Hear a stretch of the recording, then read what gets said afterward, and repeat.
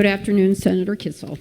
Thank you very much, Madam President. Great to be here this afternoon, and I stand in strong support of the bill as amended. I will try to be mercifully briefer than I have been in the last several days here in this chamber. At the outset, I'd like to commend all four caucuses in this building, in particular Senator Anwar for bringing the bill out, working with Senator Summers, Senator Wong. Senator Anwar and I have districts that, despite 5 seats between us, there's no geography between our districts, bump up, and we actually share the town of, well, hopefully in the future, a town of Ellington, but the Enfield East Windsor line is right there. In the leadership, Senator Kelly, as well as Senator Looney and others throughout the building in the House and the Senate. That's the first thing I wanted to get out there. The second thing I wanted to get out there is I do have a passion about children. One of my degrees, I decided I wasn't going to go in that direction, wasn't really actually ready for the real world, and ended up in law school, but originally was planning to be a teacher. So went to the University of Connecticut, got my Bachelor of Science in Education, focusing on secondary education, which is junior high and high school, both in English and social studies.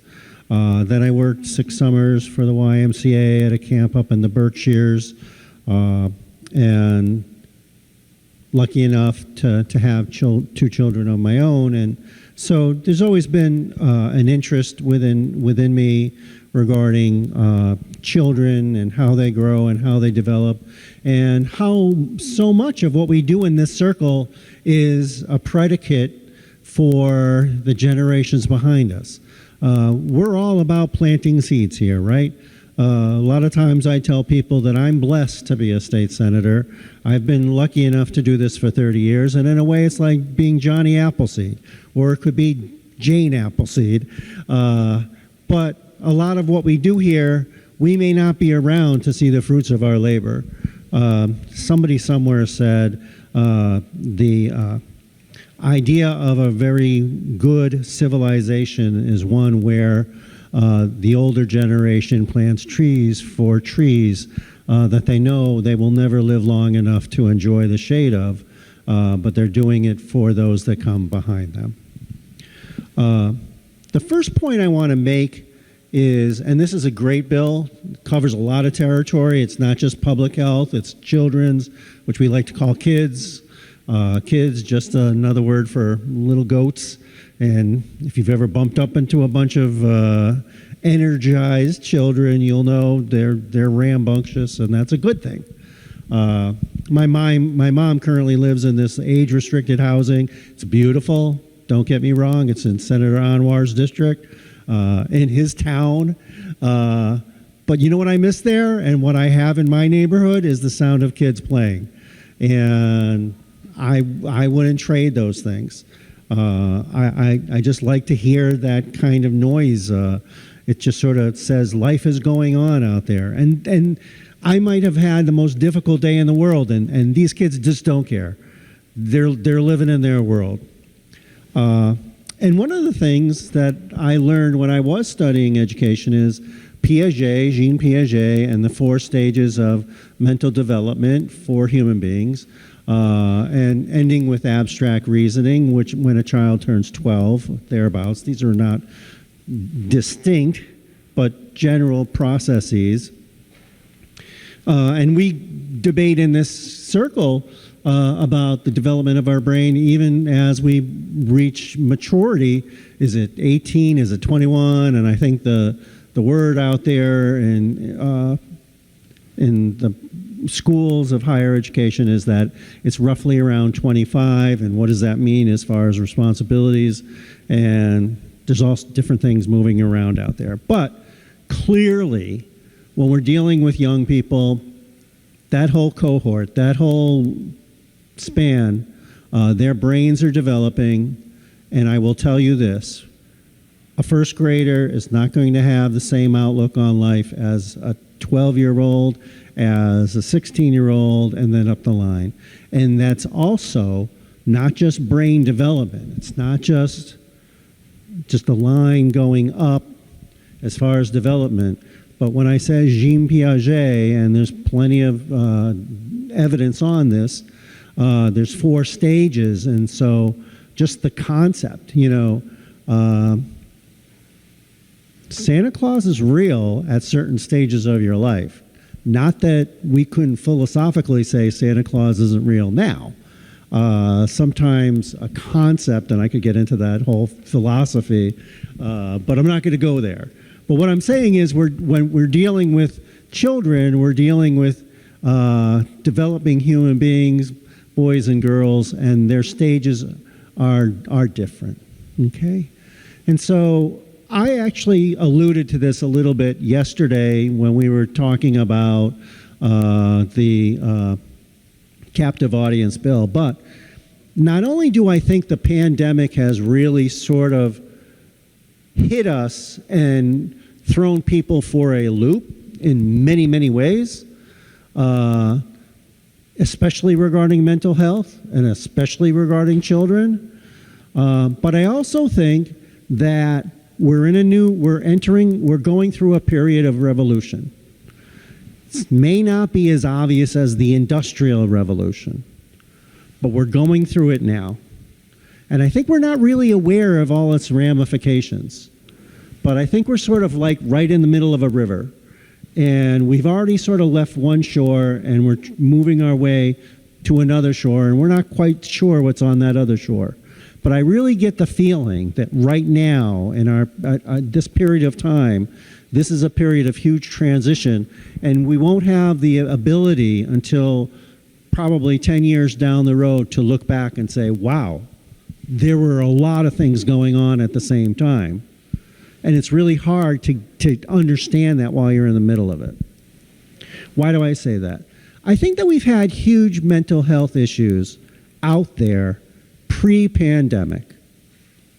I think the pandemic sort of pushed a lot of this up to the top, but I think it was out there in a lot of ways prior thereto. One of the first and most obvious ways to me is our societal perceptions of mental health. And I saw this in other areas that I've been able to work on in my 30 years as a state senator. For example, 20 years ago, myself, then the late Senator Prague, were on the Aging Committee, and we decided to elevate the issues of Alzheimer's. And I got to be honest, I mean, my first 10 years in this chamber, people didn't want to talk about it. It wasn't really visible. When people had that trauma happen to someone in their families, they sort of took care of it quietly on their own. And it took a while to sort of, and it was in response to people that were going through it. And it starts off with a few of your constituents that need help. And then all of a sudden, what was sort of people didn't want to talk about percolated up. And now it's like there's no mystery. It happens to people. It happens to families. It doesn't matter about your socioeconomic status. And we're sort of, people aren't as afraid of talking about that issue. And so we've done a good job about that. Next, I worked with folks on Human Services Committee, served for a few years on the Children's Committee. Autism.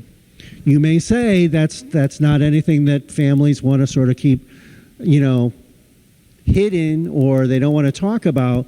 But I'm going to be honest, go back 30 years, there weren't tons of people out there talking about autism. Part of it was that it was out there, and if a family was going through it, they dealt with it, but there weren't really groups of individuals. Again, a lot of this, when I started here 30 years ago, there was no laptops. There was no computers on our desks. I mean, I remember when I started, it was Governor Lowell Weicker. The lieutenant governor knows just as well. She and I served on the Judiciary Committee back in the day. So with the advent of the internet and all this communication, somebody that felt isolated over in Basra is now talking to someone who feels isolated in Enfield, talking to someone who feels isolated over in Bethlehem, and they all talk to each other, and all of a sudden they realize, hey, there's like 20,000 of us in this state, and all of a sudden what was not acknowledged gets acknowledged. So that was autism, the spectrum, and we're still grappling with how we deal with that. Well, I think mental health is sort of like one of the last frontiers. There's still, to this day, I don't care what anybody tells me, there's negative implications if one acknowledges I have mental health issues. We're sort of inching our way towards acceptance, from my perspective, in acknowledging people with addiction needs, whether it's alcohol or drugs or gambling. We see that as a weakness, and we address it, and we applaud people for second chances, and we hope that people will address that. And we've even gotten so far that there's legal protections, and much of that is viewed as fundamentally biologically based. And we heard that in our discussions about, and I think it was Senator Kelly who just said, we've always striven for parity, right? We want to make sure that mental health issues are treated just like a broken leg or something that you can x-ray and you can see and touch and feel. And so those addiction issues, the gambling issues, it's almost like they're tangible. And so the last step, in my view, is acknowledgement of other mental health issues. That's A. And B is getting rid of the notion that one should be afraid to talk about that, or that there's a negative stigma associated with that. You know, let's say I'm uncoordinated, I walk out there and I fall and I break my leg. No one's going to, I mean, they might say, hey, John, you're uncoordinated, or smooth move, in fun. But I don't think anybody would like want me to feel really bad. They might actually sort of feel bad. Hey, John, I feel bad. You slipped and broke your leg. Not so much with mental health issues. On the one hand, the people that suffer from that have apprehensions about seeking treatment or even being honest about it because they don't want the stigma, right? And we as a society, I don't think that we've sort of figured out how to address it all. Because in some instances, mental health issues just hurt the individual, and it makes it difficult to communicate and work with the individual and have them in the family and all these other ramifications. In the worst extreme, that individual becomes a real physical threat to him or herself or the greater society. And so that's sort of the last great horizon, in my view. There's probably other stuff out there too, but I really feel we're just starting down that path. There's an ad that I saw, I think it was last night, because the night before there was no way I was watching TV when I got home at midnight. But last night, and I think maybe if you've been watching TV lately, it's sort of a new one, but it's interesting, right? And it's this person that's suffering from depression, and it sort of have these like little vignettes real fast, how their friends and relatives and coworkers are sort of responding to them. And they go boom, boom, boom, boom, boom, right? And so the person, and again, you can't trust a book or know a book by its cover, right? So when I say the person looks normal, shame on me, because there's no look for mental health issues. Get that out of your head. It's not, the doctor from Back to the Future. No. So you can't do that, and that's probably inappropriate. So you have a person tells you that they have a mental health issue, that they're depressed, and then the people that respond to them give them what we've all heard. Well, a lot of other people have it worse than you, or you could have it worse than you, or just shake it off, or it's just a phase, or you just want to go out and exercise, and da-da-da-da-da-da-da-da. And then it doesn't even say, like so many other ads nowadays, takes X and Y, Z drug. It says, go to this website and get more information. That's just the first step. And it's 2022, and it's taken us this long just to get to that. And all that ad is really doing is pointing someone in a direction, get some more information, but it also sort of shows what people are bumping up against. Because I can't see your broken leg in a cast. Or I can see your broken leg in a cast, but I can't see what's happening to you in your head. How does that get to this bill? Well, it gets to this bill because when you're dealing with children, it is even that much more critical. Because as I said, children's brains develop differently, so the treatment has to be that much more precise, and yet they do suffer through many of the problems that an adult suffers from. And a lot of anxiety doesn't necessarily equate with job stress or something like that. Here's an area. And I think that these trends were occurring pre-pandemic, but the pandemic exacerbated it. And the one that shocks me is adolescent girls' suicide. Now, that's a whole nother area people have a hard time talking about. Very sadly, a few years ago in Enfield, there was I think a couple of suicides at the high school. And we brought in people from the state to come and talk to our students, had them all in the auditorium, and it was good. It was good just to even talk about that issue. I'm not even going to make a determination whether it was helpful in bringing that down, but sometimes it's just good to bring something out and into the light, that it's a reality. Now, what the reality is in the last few years, my understanding is for adolescent girls, their instances of committing suicide has gone up 40%. For boys, it seems to be relatively stable. Why? I don't know. I don't have expertise in that. You also see more of that, though, just by the pressures brought to bear on social media. And a lot of what Senator Anwar pointed out is there's going to be a lot of studies put into motion. A lot of figuring out, we are recognizing that there are issues, but we need to work on finding out what that universe looks like, and then we can begin addressing what's happening. So I think this is a golden moment in a way with the pandemic, as much as it's problematic, in people's aberrant behaviors, addictions, having to work from home and driving each other crazy. I would guess, and in fact, I believe in the Judiciary Committee and in talking to the advocates, there's been more issues of domestic violence.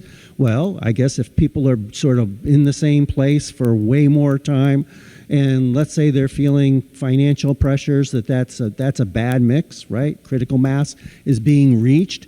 So you can sort of understand that. We had studies both in the Transportation Committee and the Judiciary Committee. Driving under the influence is really out of control in Connecticut. The numbers are way up. There's also a weird thing going on, too. You would think as the pandemic is now fading down, hopefully, which I believe it is, but some of these bad behaviors are staying right where they were. That's crazy. And in fact, I talked to a UConn researcher I said, listen, when I'm on the highway, all of a sudden seems like something happened over the last 2 years. Now cars are climbing up my back, and I'm a pokey driver. I'm like a 60-mile-per-hour driver, and that's like standing still because cars are whipping by me. And I go, am I really just getting that old? And he goes, no. He goes, people ramped up their speeds when people were all working from home and there was lighter traffic on the highways. Now that there's heavier traffic on the highways, they haven't adjusted. They're exactly where they were. And now they'll just go zipping by you. So it's not just me. This is something that people are looking at and studying. So it's not just what the pandemic brought to us, but it's now we've got a flow of things that are going on that are different than the way they were. And this dramatically affects mental health issues as well. When we deal with our young people and our children, it's not just they're changing brain development. But I went to a Board of Education meeting with Senator Anwar. He had to leave a little on the early side because he had yet another meeting in East Hartford. But later on in that meeting, they were talking about the little kids that had to wear the masks and how that was inhibiting them from making friends. And the board, didn't matter, Republican, Democrat, they were concerned about the first graders and second graders and pre-K, because if you can't see a mask, you don't know if your little friend is smiling at you and wants to be your friend or not. I mean, that's how much communication was that fundamental. Whereas, you know, the older you get, we can sort of like look at each other's eyes a little bit and sort of get a feeling like if Senator Anwar's mad at me or just saying, yes, I'm following your conversation, or if he's glued to his cell phone, all of that. So what we need to do is we have to find out what the universe is for our young people, and then we have to find out what's the appropriate way to intervene for the different age groups. And we have to make sure that we have a society here in Connecticut where we have the experts, that they don't graduate from our schools and then feel that it's too expensive to be here or lacking in appropriate career growth opportunities, and off they go. So there's a lot of moving targets here. But I'll wrap up this portion of what I wanted to say by saying I think this is an excellent bill. I commend all of the folks that worked on this. I commend the leadership in all four caucuses. I am glad this is bicameral and bipartisan initiative. I think the pandemic, for all its downside and all its death and destruction and woes, and all the troubles that it has given families throughout the state and nation and your employment situation, and I could be here for another hour. I won't, talking about all the negative things. But one of the good things was it took the curtain away from the Wizard of Oz and said there's someone behind there doing this and making things happen. And guess what? That's mental illness. And there it is, right before us. There it is. Maybe in the other world, pre-pandemic, we were a little hesitant to bring it out and talk about it, and it had that stigma. Let's get rid of the stigma. This is something that can affect anybody. Has no race, no gender, no socioeconomic barriers. Anybody, anytime. And if any one of your loved ones or constituents are going through this, you can't help but be compassionate and feel for them. And so, yes, to the leadership of the Public Health Committee and Children's Committee, we need to be about finding out what that universe is, bringing the light of day onto it, and finding out what we need to do to support these individuals and make sure there's no stigma on any of these people by saying, hey, I have an issue, I have a problem. Because if we can't turn to each other, then there's nowhere else to turn but God, and I'm fully in favor of that. And maybe that's all you need, but I think it doesn't hurt to have our own humanity helping us along as well. The last point to Representative Linehan and the other folks that felt so that the whole taking away recess is the wrong thing. Based upon my education experience from the University of Connecticut and what I know about kids and working for the YMCA for 6 summers up in the Berkshires at a beautiful camp called Camp High Rock, you get someone that's causing problems in school, double their resource. Exercise is great. Let them run around. I mean, when I was growing up, I mean, maybe it's because there was no internet, no like 3 channels, and they were all like, you know, you had that little antenna you had to turn and it moved on your roof. And it's like, John, get on your bike and get out of here. Go play. That's it. That was, you know, dinner's at 6. Go play. That's it. That was the direction. Just be home. There was none of this kind of like, now, I don't know. I guess I still don't know if crime was the same then as it is now, because I don't know if it's the 24/7 news cycle that makes it seem like crime is way up. I don't know. But I just know that when I was growing up, people were I mean, I had a friend, we made fun of them, but their parents had this like triangle bell, And like when it was time for supper for those guys, the Semros, the mother would ring the triangle bell. They had a lot of kin in West Virginia, but this was like the middle of Windsor. But it worked, you could hear that bell like for blocks. And it was like, hey, Brant, you got to go home. It's like, but that's the way it was. So running around, being outside, exercise, recess, I think for young people's health is really important. Right? We have this, unfortunately, obesity for young people is horrible. Michelle Obama, you are exactly correct. Do people still throw the apples out from the McDonald's Happy Meals? Yes, they do. We haven't figured that one out yet. But recess is a good thing. So thank you, Senator Anwar, for including that. I think my constituents will relate to that as well. Don't use that as punishment. That's the wrong way to go. That's like, oh, we're going to punish you by taking you out of the library. No, that's wrong. There's other ways to get the message out without hurting the things that the child, as it's developing, needs. So longer than I wanted to go, but I think that we have been afforded an opportunity to address a critical need that's been hanging out there for a while, that now has reared its hideous head, but it allows us all to unite and address it, destigmatize it, and say, hey, we're better than this.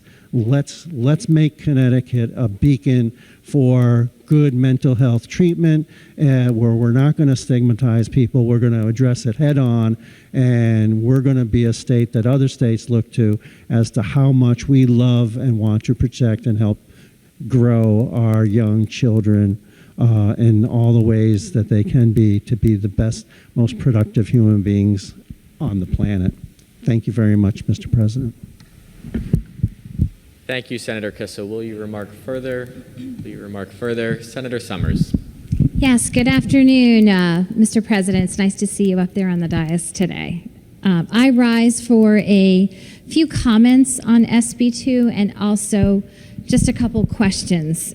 So first, I would like to thank everybody who worked on this bill. This bill is an effort by so many different people on so many different committees, and it is, I think, truly a remarkable piece of legislation in such a short period of time we have in this session, to look at how we can improve and expand the mental health needs for our youngest of citizens here in the state of Connecticut. We all know that the past 2 years have been very difficult for all of us as adults, but especially taking a significant toll on some of our youngest members of our society. And this bill looks to making some significant improvements in their ability to have treatment, and also some changes that can be made to help improve their mental health status. So a few of the sections I wanted to just touch on.